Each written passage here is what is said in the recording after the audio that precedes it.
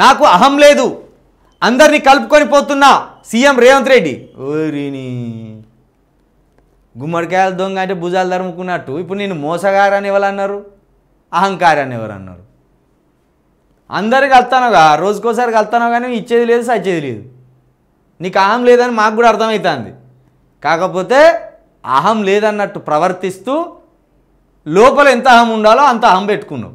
సంగారెడ్డి జిల్లా మహిళా సమాఖ్యకు మెస్పా కింద 17.51 కోట్ల చెక్కును అందజేస్తున్న సీఎం రేవంత్ రెడ్డి. అయ్యో కోటీశ్వర్లను చేస్తానని చెప్పి 17 కోట్లు అందించినామంటే మనిషికి కోటి ఇస్తావా ఏంది? మరి మనిషికి కోటి ఇచ్చినట్టేనా? ప్రతిపక్ష నాయకుడు అసెంబ్లీకి వచ్చి సలహాలు ఇవ్వాలి, రావాల్సిందే. ఈ విజయంలో అయితే రేవంత్ రెడ్డికి మేము సపోర్ట్ చేస్తున్నామే. ఇంకా ఇంట్లో పండుకుంటా కేసీఆర్, ఇంకా ఇంట్లో పండుకుంటా దగ్గర 2,50,000 పైగా జీతం తీసుకుంటా. ఎందుకు ఎన్నుకున్నారు నిన్ను ఎందుకు ఎన్నుకున్నారు అసలు? ప్రజలు ఇంట్లో పండేదానికి ఎన్నుకున్నారా? రా బయటికి రా, పైసలు సొమ్ము తింటున్నావు కదా, మా సొమ్ము అనేక ట్యాక్సుల ద్వారా మా తెలంగాణ ప్రజలు కడుతున్న సొమ్ము జీతంగా నీ చేతికి వస్తుంది కదా. మరి జీతంగా నీ చేతికి వచ్చినప్పుడు ప్రతిపక్ష నేతగా వచ్చి ప్రభుత్వం గల్లబట్టి ప్రశ్నించవా? తెలంగాణ నష్టాల్లోకి పోతుంటే ప్రతిపక్ష నాయకుడిగా నీ సలహాలు సూచనలు ఇవ్వవా? ఇంకా ఇంట్లోనే పంటవా? ఇంకా ఈ ముద్దు నిద్రేనా నీది? ఇంకా ఈ నిర్లక్ష్యమేనా నీది? నువ్వు బయటికి రావాల్సిందే.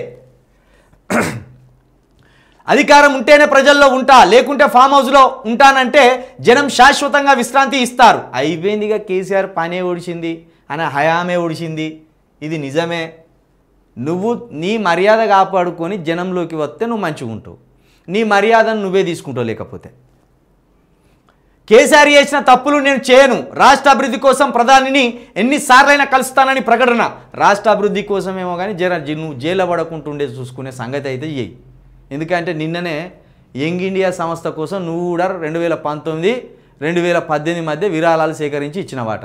మరి ఆ కేసు 2,000 కోట్లకు సంబంధించిన కేసు అట. దాంట్లో లోపల పడకుండా ఎన్నిసార్లైనా కాలు మేము అద్దానం. మేమెందుకు అద్దా అంటాం? నువ్వు ప్రధానమంత్రి షోటేబాయ్ బడేబాయ్ కాబట్టి కలుసుకోరు వద్దానం.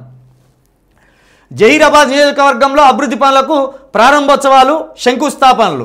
5,612 నిమ్స్ నిర్వాసిత కుటుంబాలకు ఇందిరమ్మ ఇండ్లు ఇస్తామని హామీ. త్వరలో హుందాయ్ కార్ల తయారీ కంపెనీ పనులు మొదలవుతాయని వెల్లడి. ఓకే, మంచిది.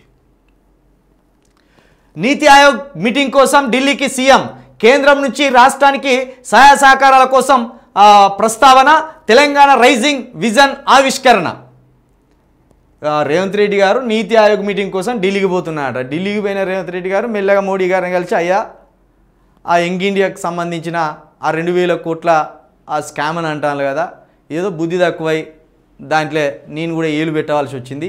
ఏమన్నా ఉంటే దాంట్లోకి వెళ్ళి ఈడీ నా పేరు కూడా పెట్టింది, ఆ ఈడీకి చెప్పి నా పేరు తీసేయని మనం మాట్లాడుకొని వస్తారేమో. ఇక ఇక్కడ మీటింగ్ అయిపోయాక పొద్దుంతా ఏం చేస్తాడు? ఏ అర్ధరాత్రో అపరాత్రం మెల్లగా ఫోన్ కొట్టి, అన్నగారు నేను చోటేబాయిని వస్తున్నా అంటే, రా తమ్ముడు గారు నేను చోటేబాయ్ అని చెప్పినా కదా హైదరాబాద్కి వచ్చి అంటాడు కదా. కాబట్టి ఈ చీకటి మీటింగ్లు, చీకటి ఒప్పందాలు, చీకటి స్నేహాలు ఆధిపత్య కులాలకు ఉండేటి. కాబట్టి పోయి కలువు, అది అని ఉంటే క్లియర్ చేసుకొని రా.